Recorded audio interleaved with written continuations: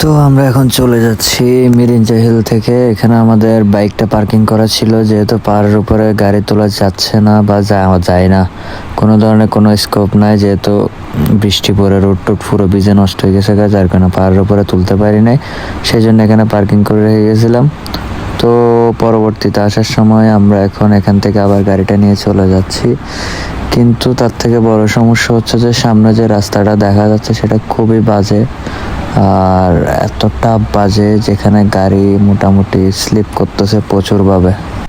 কথা হচ্ছে স্লিপ করুক যাই করুক, গাড়ি যাতে না ভরেও বাজে বাজে হলে বাড়ি আইব গাড়ি ভরলে।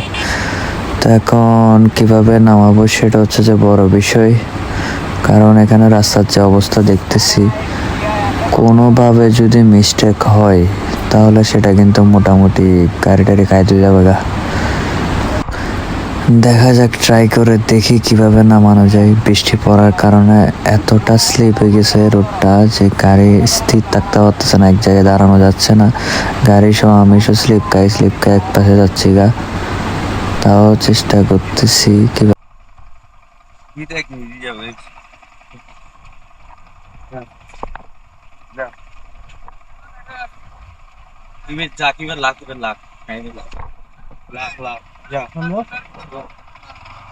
Direct sarı kalmıyor, direkt sarı ilk kalmıyor.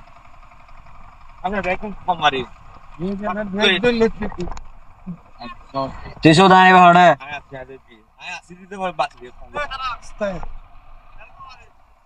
সামনে দেখ দৌড়লে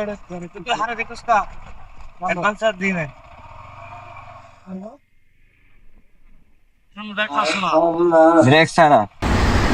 যাক, চলে আসছি। তাও আপনারা যারা বাইক নামাবেন পাহাড়ে তারা একটু সাবধানে নামাবেন, কারণ রাস্তার অবস্থা খুবই বাজে। সো চেষ্টা করবেন যে যে কোনোভাবে গাড়ি নামানোর সময় একটু সেফটি থাকার জন্য, কারণ ভাই গাড়ি পড়লে তো আপনারই যাবে ভাই, অন্য কারো না।